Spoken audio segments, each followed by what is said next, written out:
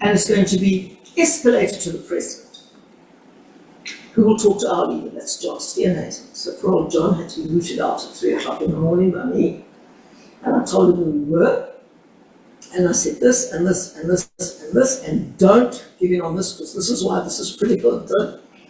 Anyway, John took it all in, and eventually I went home to get 1 or 2 hours sleep, and then at 6:10 in the morning, the phone pings and I look at it, and we've saved the critical clauses, so I'm fine with that. 8:10 ping again, completely new document. Completely new document. And when I look at the track changes, I see all the changes that have been made by President Ramaphosa in the track changes. I phone back and I said, we don't have an agreement, because we are not going to vote for your Speaker or your President if this is the document on which you want us to sign. Not happening.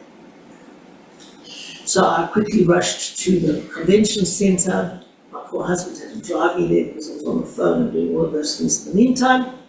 We got there, and there's this huge media scrum, and they pour onto you, and I said there's no agreement, and of course the rand crashes and a million other things happened.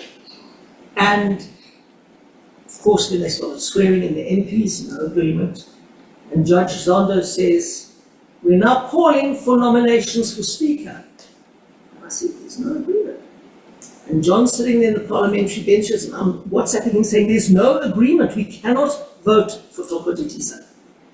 And I said, and there wasn't going to be an agreement at all. And then we were sitting at number 99, me realizing exactly what it would mean. Crash the economy, crash the rand, crash everything.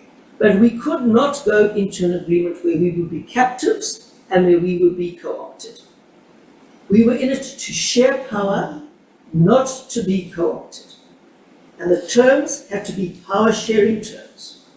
We understood that we had not won the election. We did not claim to want sole power, because on 22% of the vote you can't dare claim that. You can't do everything. But the ANC got 40% of the vote and they couldn't claim it either. They couldn't govern without us. So I said this is going to be a proper power sharing agreement. And I compromised on the proportionality clause, because you have to say, okay, what's absolutely critical? You can't renegotiate everything. What is absolutely critical? Proportionality clause, the sufficient consensus clause, and the clause that dominated or defined how other parties would join the coalition government. In the end, I made the die-in-the-ditch issue the sufficient consensus clause. Now, you know that sufficient consensus is a wonderful South African concept that was born at the Cadessa negotiations, and I had the great advantage of having been there, so I knew quite a lot about the development of the sufficient consensus idea. And basically what it meant was, if the ANC and the National Party agree at Cadessa, then whatever everybody else says, it doesn't matter. But we just can't go on a vague feel-good historical definition like that. We have to get proper codified definition in the agreement.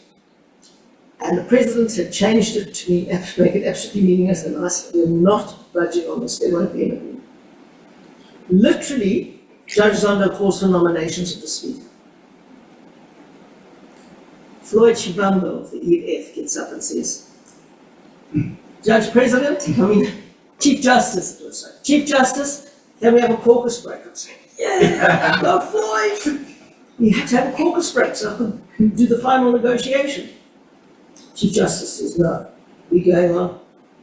Floyd Shivambo doesn't give up. He says, there's got to be a caucus break. I'm WhatsApping everybody there. Support Floyd Shivambo, support Floyd Shivambo. And I'm going crazy there with my cell phone, cracked cell phone, and I'm doing it. Eventually, Floyd was so persistent that we got the caucus break. And I could say to the ANC, listen, I'm dead serious. If you don't change this clause, if I don't get a signed document with this change clause, there's no agreement.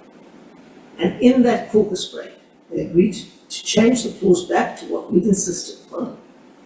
But Fikile and Malula signed it. And that is the only reason why we got an agreement on a coalition government. Not that that helped too much, but the ANC just ignores everything that they agree to. Unbelievable. You cannot believe it.